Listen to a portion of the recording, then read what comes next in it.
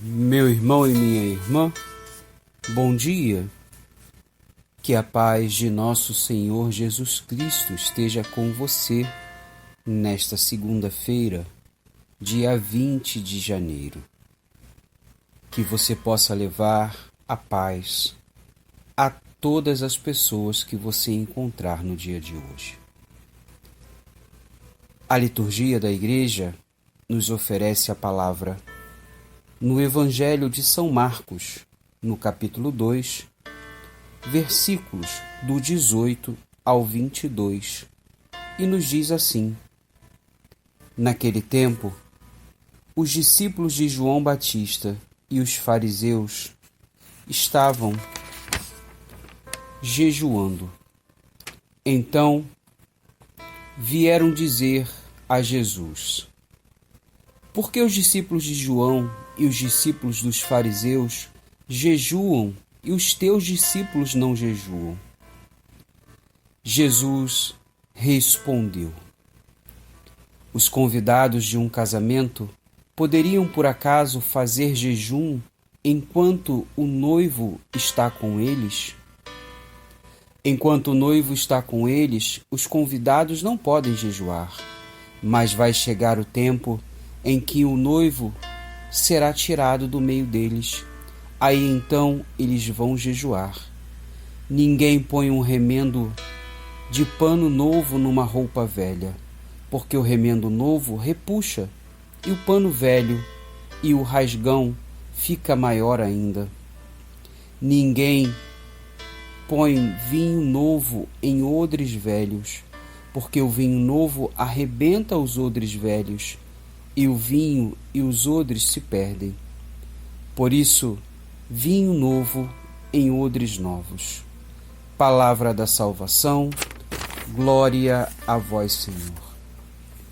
Meus irmãos, a liturgia hoje traz para nós duas realidades. A primeira realidade em que o Evangelho nos apresenta é a necessidade que cada um de nós cristãos, temos de preparar o nosso corpo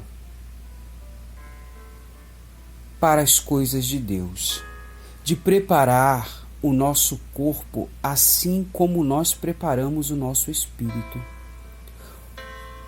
Hoje o Evangelho nos fala muito claramente sobre o jejum. O jejum é uma prática religiosa que nós podemos encontrar em todas as religiões. Todas as religiões, não só a religião cristã. Religião é a palavra que tem como objetivo religar o homem a Deus. Nós não vamos entrar, meus irmãos, no mérito de falarmos aquilo que é certo, aquilo que é errado. Nós não vamos entrar no mérito de apontarmos o dedo para quem quer que seja. Hoje é importante que nós possamos entender que o nosso Senhor Jesus Cristo, que o nosso amado Jesus, que o nosso Deus quer ensinar para cada um de nós aquilo que é necessário para que um bom cristão possa viver a sua fé de uma forma digna, de uma forma justa, assim como nosso Senhor Jesus Cristo viveu e ensinou aos seus discípulos, aos seus apóstolos, aos seus amigos que caminhavam junto dele, como viver. A palavra começa nos dizendo assim: Os discípulos de João Batista e os fariseus estavam jejuando. E de repente surgiu uma conversa. Alguém observou que os discípulos de Jesus não estavam jejuando e não jejuavam. E tiveram a ousadia, tiveram a coragem de ir até Jesus questioná-lo. Muito mais do que questionar a Jesus, muito mais do que tirar satisfação com Jesus, eu penso que eles foram afrontar a Jesus. Eles queriam não só tirar uma dúvida com Jesus, não. Eles queriam pôr Jesus à prova. E diante de Jesus, os fariseus disseram: por que os discípulos de João e os discípulos dos fariseus jejuam e os teus discípulos não? Jesus respondeu: os convidados de um casamento não podem jejuar enquanto o noivo está com eles. Meus irmãos, esta é uma realidade muito bonita. Jesus é o noivo. A igreja é a noiva. Enquanto Jesus estava de uma forma literal vivendo ao lado daqueles homens, enquanto o noivo estava vivendo com eles, eles não podiam jejuar, porque eram dias de festa. O próprio Jesus estava ali. Os discípulos tinham que viver ao lado dele, aprender com ele, caminhar com ele. Mas Jesus disse que haveria de chegar um tempo onde o noivo seria tirado e os discípulos iriam jejuar. Meus irmãos, é bonito nós entendermos sobre o jejum. Algumas pessoas não compreendem bem a beleza do jejum. Quando nós nos colocamos diante desta realidade, quando nós temos esta prática de oração, sim, porque o jejum é uma forma de oração, nós aprendemos que o nosso corpo, a nossa carne, ela precisa também, assim como o nosso espírito, a obedecer à vontade de Deus, a aprender que existe um tempo para todas as coisas. O jejum nos ajuda a dominar a nossa vontade, dominar o nosso impulso, dominar a nossa gula, dominar a nossa língua, dominar o nosso olhar, dominar os nossos sentidos. E oferecendo isto a Deus, nos aproximarmos de uma forma mais justa e mais digna de Deus. Existe uma beleza, meus irmãos, tão grande no jejum, que muitas vezes nós não conseguimos entender. Não é deixar de comer, simplesmente não. É deixar de comer ou deixar de fazer algo que nos é agradável e, ao mesmo tempo que não estivermos fazendo isso, oferecermos a Deus como um sacrifício. E, ao mesmo tempo, quando oferecermos a Deus, termos um semblante feliz, alegre, contente. Não vivermos com aquela cara, com aquele espírito de tristeza, de derrota, de quem está vivendo algo muito ruim, uma amargura terrível. A palavra de Deus nos diz que quando formos jejuar, que nós não permitamos que o nosso rosto, que o nosso semblante seja um semblante feio, seja um semblante ruim e que assuste o outro. Mas ao contrário, quando jejuarmos, que nós possamos colocar a melhor roupa, passarmos o melhor perfume,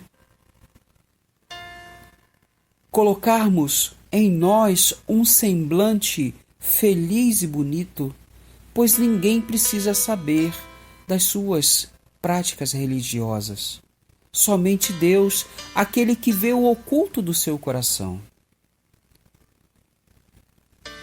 Hoje, a igreja também pratica o jejum, porque Jesus foi tirado do nosso meio, Jesus foi levado da igreja. Hoje, a igreja, em especial no tempo da Quaresma, tem esta prática religiosa do jejum, mas também fora da Quaresma. Toda a sexta-feira,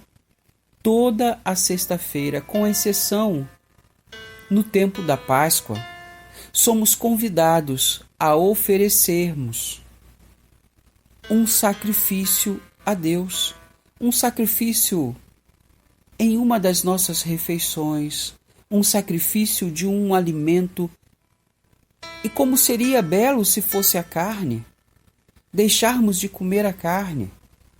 É claro, meus irmãos, que é preciso também que possamos aprender que cada um é chamado a viver um jejum específico.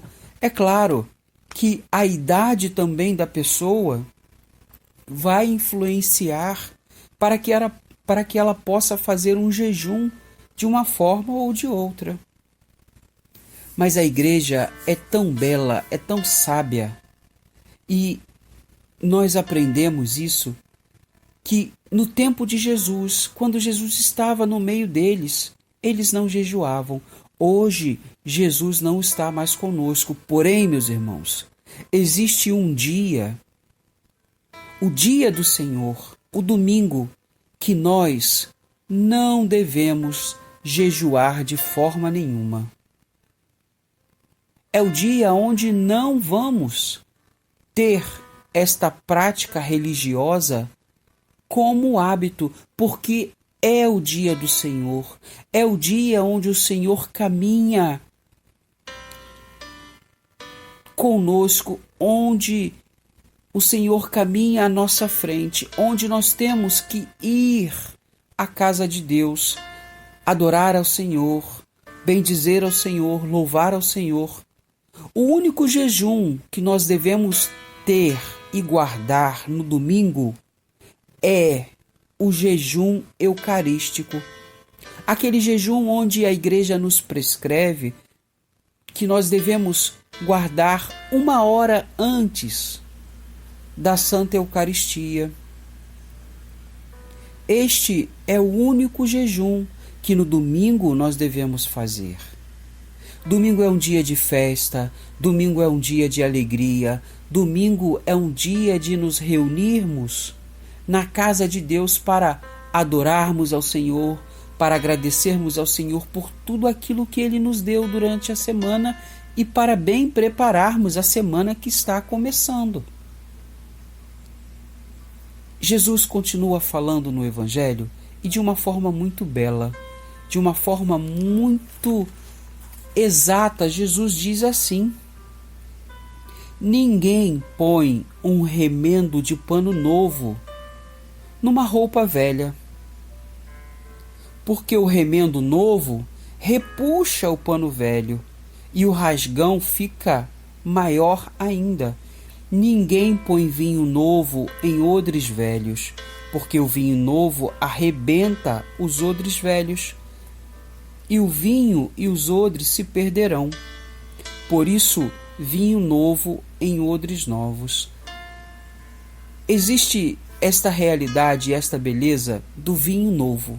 Meus irmãos, para nós cristãos, em especial quando nós ouvimos na palavra de Deus, o vinho novo nós temos que ter claro em nossa mente, em nosso coração, que este vinho novo é o Espírito Santo de Deus. A palavra é muito bonita, a palavra é muito profunda também. Não adianta nada nós termos práticas religiosas, práticas de jejum, se nós não quisermos também converter o nosso coração, mudar as nossas atitudes, mudar os nossos pensamentos, mudar a nossa forma de viver, para que o vinho novo possa habitar no nosso coração. Por isso que lá no início nós falamos que nós não íamos apontar o dedo para a religião nenhuma. Nós aqui somos católicos, cristãos, e falamos para católicos, cristãos, e não só para católicos e cristãos, mas para todos e todos que são filhos de Deus. Nosso Senhor Jesus Cristo veio ao mundo para todos. Se a pessoa ainda não despertou para esta realidade, nós, como cristãos, precisamos ter esta obrigação de rezarmos para que um dia esta pessoa possa entender aquilo que nosso Senhor Jesus Cristo quis nos deixar. Porém, meus irmãos, nenhum de nós tem o direito de apontar o dedo para ninguém, para qualquer religião que seja. Só Deus é aquele que pode julgar. Só Deus é aquele que pode condenar. Só Deus. E mesmo assim, o nosso Deus, Ele é rico em amor, Ele é rico em misericórdia. Ele não quer que nenhum dos seus filhos se percam. Ele não quer.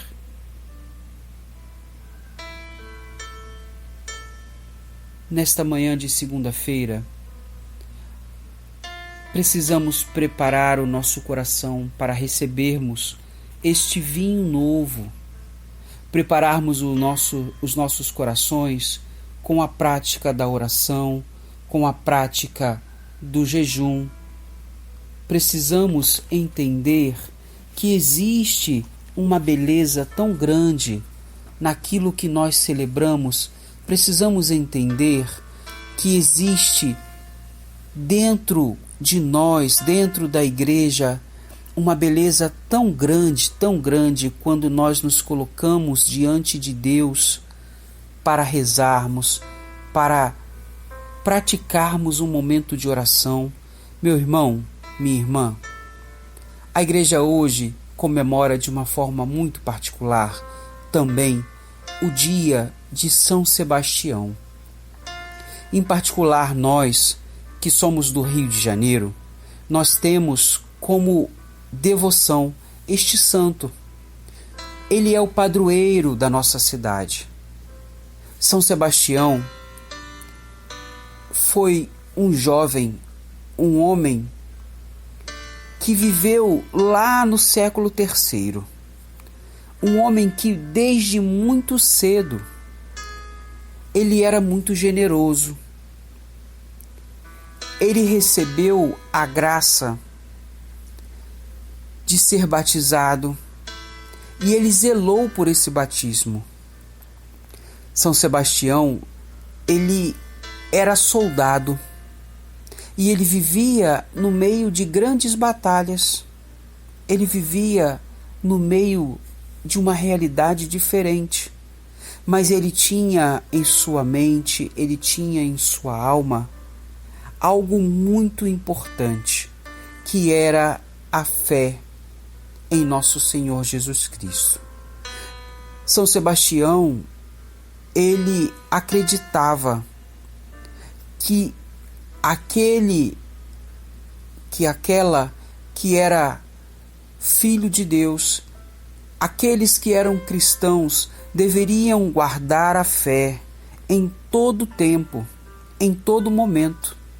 E surgiu em uma data ocasião um homem que queria perseguir os cristãos, que queria matar os cristãos.